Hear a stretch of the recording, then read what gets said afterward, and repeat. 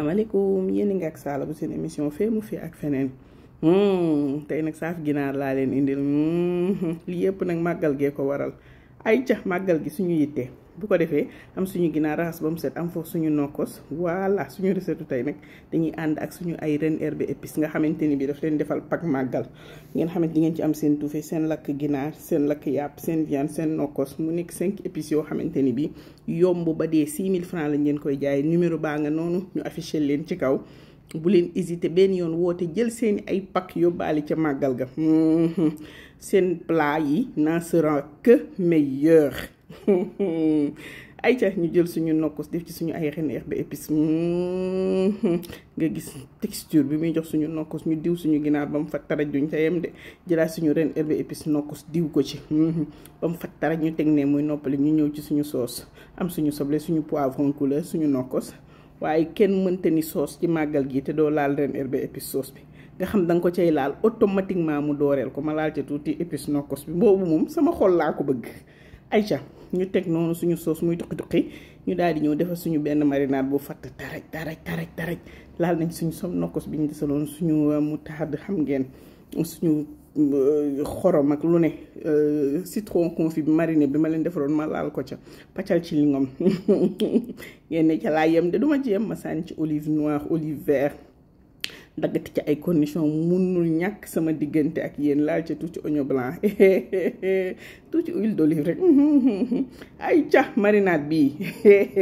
ku ko yóbbuwul màggal xaw ma ci yow dara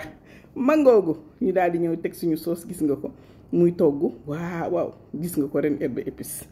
daal di koy jox couleur ci saa si ñun lu ñuy ñëw def rek mooy laal tuuti moutarde tuuti vinaigre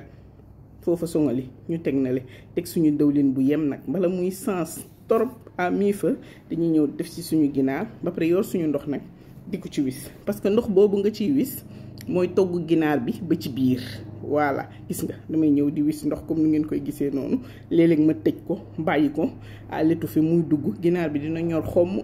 saaf te du doore te ba pare ginaar bi attention du wow parce que bu fekkee da ngeen muusal ba pare saaf ginaar bi dafay am tendance di wow mais bu fekkee da nga ko saaf nii directement ba pare di ko wis di ko cay Maria daal di may jox astuce ma daal di cay sànni ay laurier ay laaj bi ñëw infusé ci dëwlin bi jox ko goût bu am solo boo xamante ni bi mënuma leen koo expliquer mënul ñàkk it ma yekkal leen ko gis ngeen ko noonu defar suñu ay frites suñu salade suñu ay accompagnement ci dégg naa nag Touba ginaar yii la ñuy ndekkee si di Mbàkke ma ko wax nee na ma Touba moom du laal mburu waaw moom naka jekk moom ginaar la ñuy ndekkee mangoogu bu ko defee ma def ci sama vinaigre jël leen ca salade ba mënta ñàkk nag sama digganteeg yéen ma ñamal leen ko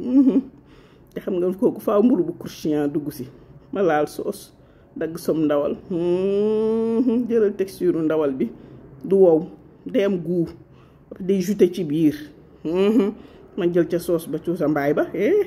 ñamal leen ko waaw lii laa leen indi loon bu leen fàtte abonné aimer partager vidéo yi pour ñu mën a am plus de visibilité merci à Reen Herbes et Épices moo leen doon présenter seen recette tey bi